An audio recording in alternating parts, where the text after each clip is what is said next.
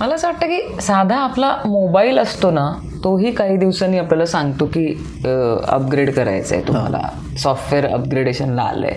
तर प्रत्येक गोष्टीला ते गरजेचं असतं. आत्ता आपण कुठून कुठे आलो आहोत आणि आसपासचं पण काय बदललं याचे अपडेट्स घेण्याची गरज असते.